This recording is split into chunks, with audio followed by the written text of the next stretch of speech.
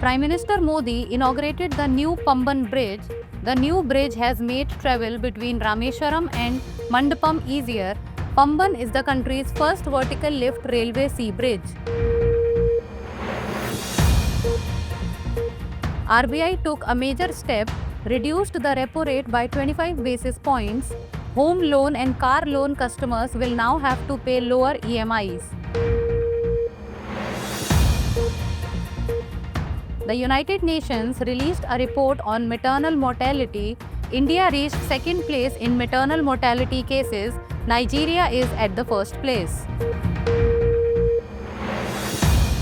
Pradhan Mantri Mudra Yojana completed 10 years. On this occasion, Prime Minister Modi met beneficiaries at his residence. In 10 years, Mudra Yojana has proven to be a milestone for small enterprises. Amnesty International released a report on the death penalty. The number of people receiving the death penalty has increased. Iran, Iraq and Saudi Arabia have awarded the most death sentences. Recently, the RBI has reduced the repo rate by 25 basis points, bringing it down to 6%. The RBI took this decision based on the recommendation of the MPC, that is the Monetary Policy Committee. Earlier, in February 2025, the MPC had reduced the repo rate by 25 basis points, setting it at 6.25%. It is to be noted that the repo rate is the rate at which the RBI lends short-term loans to commercial banks against securities.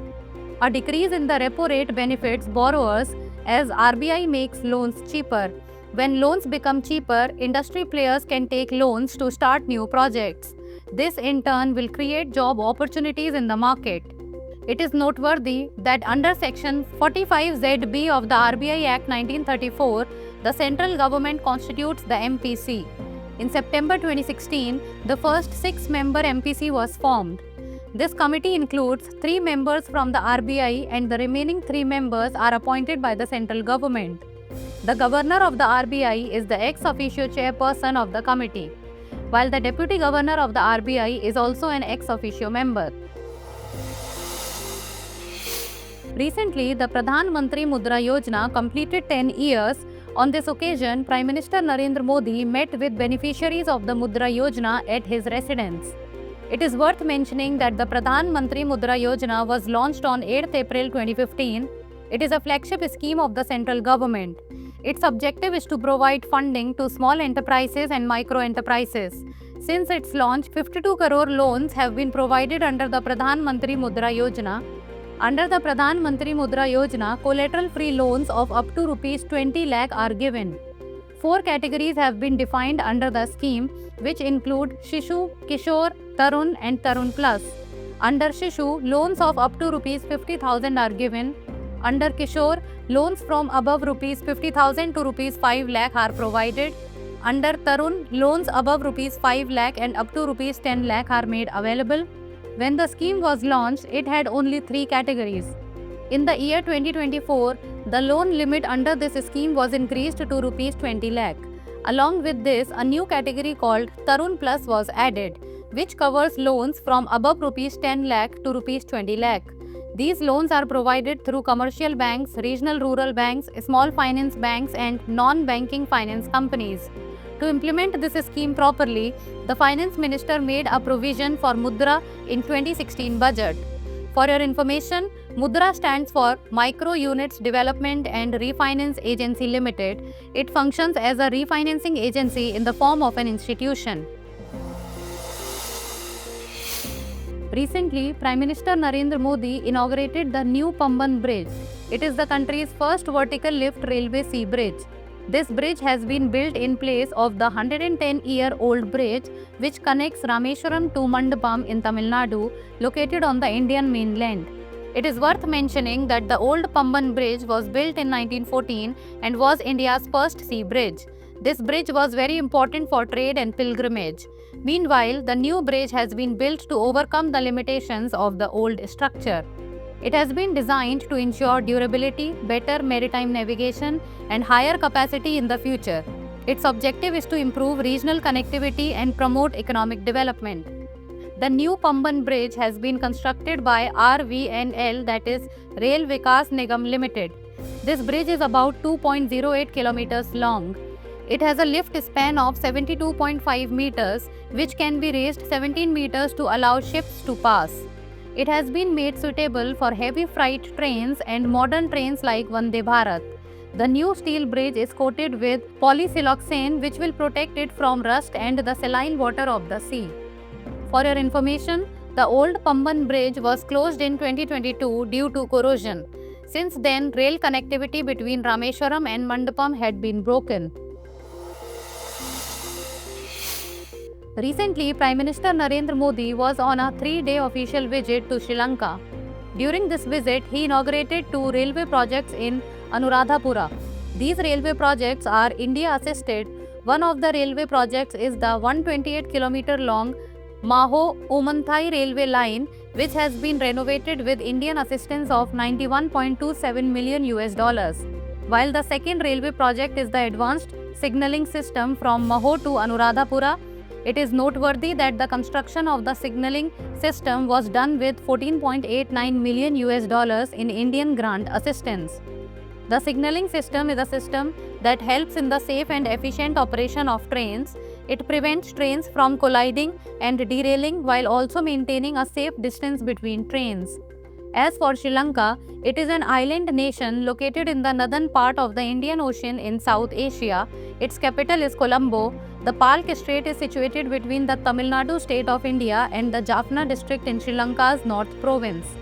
This strait connects the Bay of Bengal in the northeast to the Gulf of Mannar in the southwest. It is important to note that India and Sri Lanka have a long-standing relationship. In the 3rd century BCE, Mauryan Emperor Ashoka sent his son Mahendra to Sri Lanka for the propagation of Buddhism. Meanwhile, Chola king Rajendra I expanded his empire's boundaries to Sri Lanka. The risk of zoonotic diseases is increasing in India due to bird-human contact. To identify these diseases, the Indian Council of Medical Research has launched a new study. Under this project, there are plans to begin research in May in the Point Calamari and Vuduvur bird sanctuaries of Tamil Nadu. Later, these research activities will also be extended to selected bird sanctuaries in Tamil Nadu, Maharashtra and Sikkim. It is noteworthy that the main objective of this study is to monitor the health of humans and migratory bird species. Under these research activities, an effective surveillance system will be developed. This will help in the early detection of emerging diseases among staff working in bird sanctuaries and nearby residents. This system will use advanced technologies like next-generation sequencing. The study will especially focus on the examination of migratory birds, as these birds can play an important role in the spread of zoonotic diseases. Talking about the Point Calamari and Vuduvur bird sanctuaries, Point Calamari Bird Sanctuary was established in the year 1967. It is located on the eastern coast of Tamil Nadu in the Nagapattinam district. Notably, Point Calamari Wildlife Sanctuary, along with the Great Vidharnayam Swamp, was declared a Ramsar wetland on 19th August 2002, whereas the Vuduvur Bird Sanctuary is located in the Thiruvarur district. It was declared a bird sanctuary in the year 1999. This sanctuary is an important habitat for migratory birds. Recently, a new test has been developed using CRISPR technology through which a rare blood cancer can be detected. It is believed that this test can detect acute promyelocytic leukemia, a rare form of leukemia, quickly and accurately in less than 3 hours. Notably, the cost of this test is lower than that of existing tests. The full form of CRISPR technology is clustered regularly interspaced short palindromic repeats. This technology is used to modify genes. As for leukemia, it is a cancer of the white blood cells which begins in the bone marrow. Leukemia is a type of cancer related to the blood-forming tissues of the body, including the bone marrow and lymphatic system. It is noteworthy that the lymphatic system is a network of vessels, tissues, and organs that helps maintain fluid balance in the body. It is worth mentioning that when cells in any part of the body start dividing uncontrollably, it is called cancer.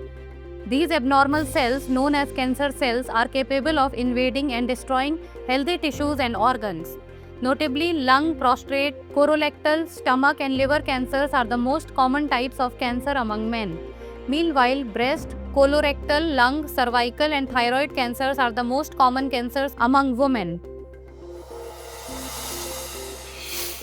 Recently, Amnesty International released a report on the death penalty.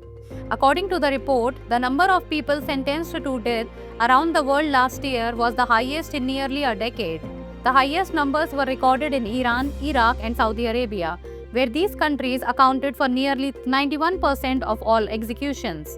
It is to be noted that in 2024, a total of 1,518 people were executed globally. This figure is 32% higher compared to 2023. These figures do not include China, North Korea, and Vietnam. China is the world leader in executions, but its data is not released. According to Amnesty International, there should be no place for the death penalty in today's world.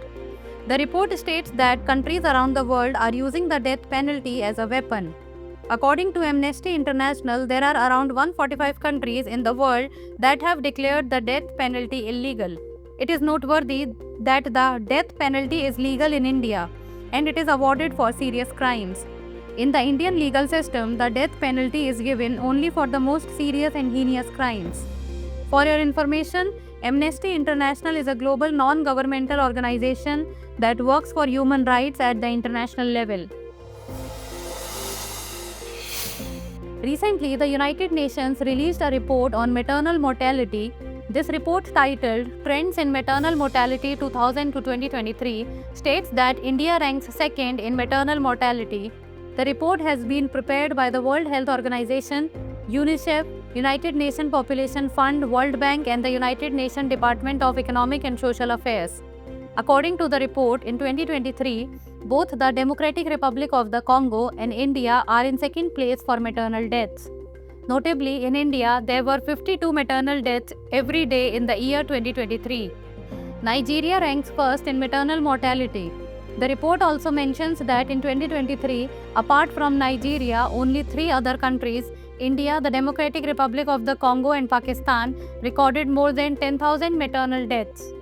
It is worth noting that, according to a WHO statement, there has been a 40% global decline in maternal mortality between 2000 and 2023. It is important to mention that maternal mortality also includes deaths related to complications during childbirth or pregnancy. Bleeding is direct obstetric cause of death and remains the leading cause of maternal mortality globally. Other direct obstetric causes of maternal death include hypertensive disorders during pregnancy, labor and post-labor related infections, and complications of unsafe abortion. That's all for now in this bulletin. After the news, let's take a quick look at 5 questions related to the bulletin.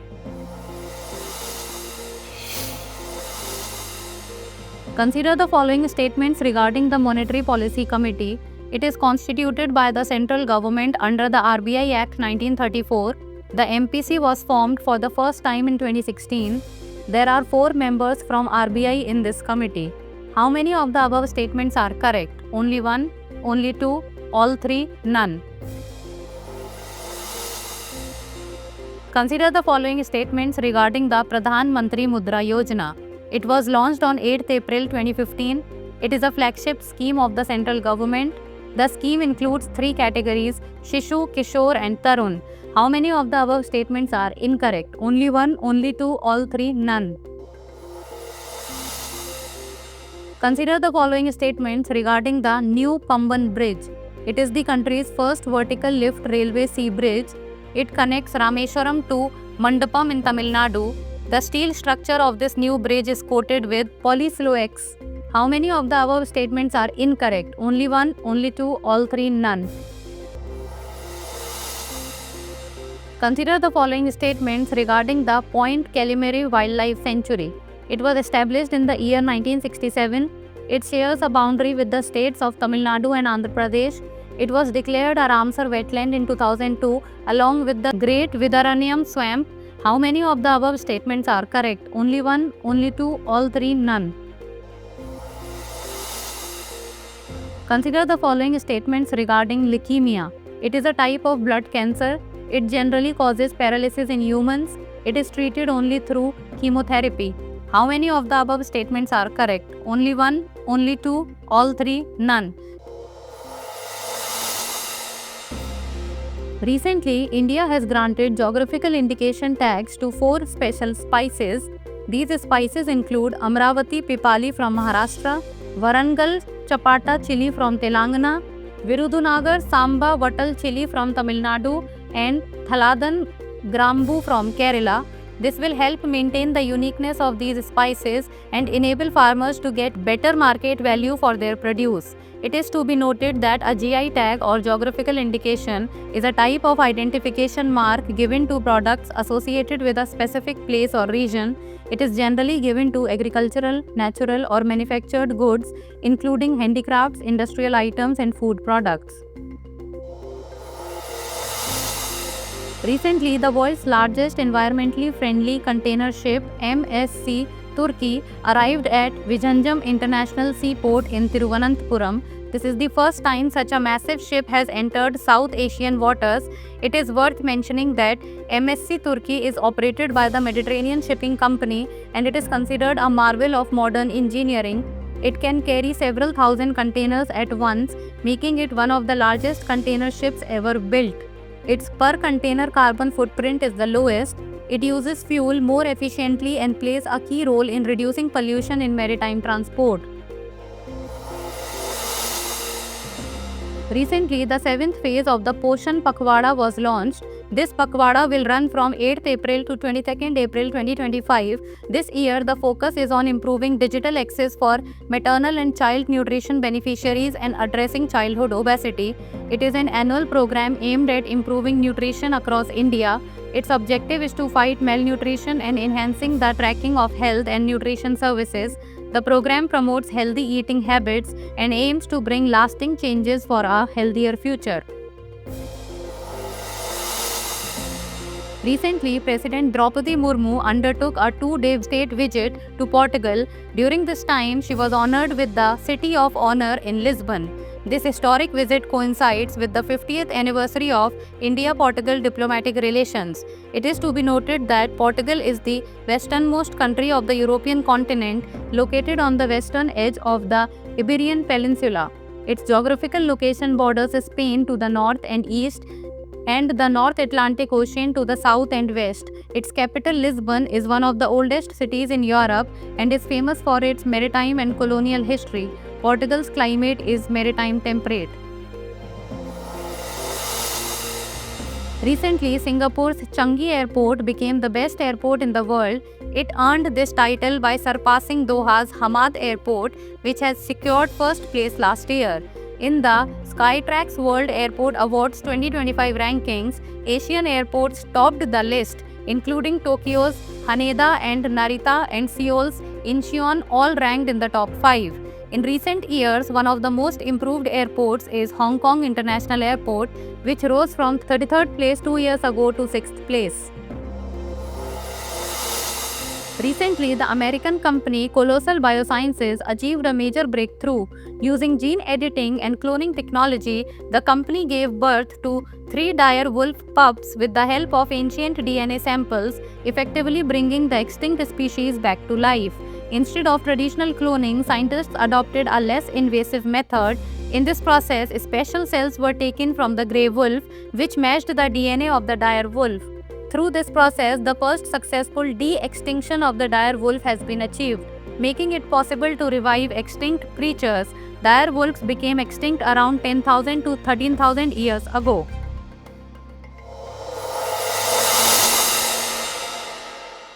For more informative content, like, share and subscribe, and do not forget to press the bell icon to get the notifications.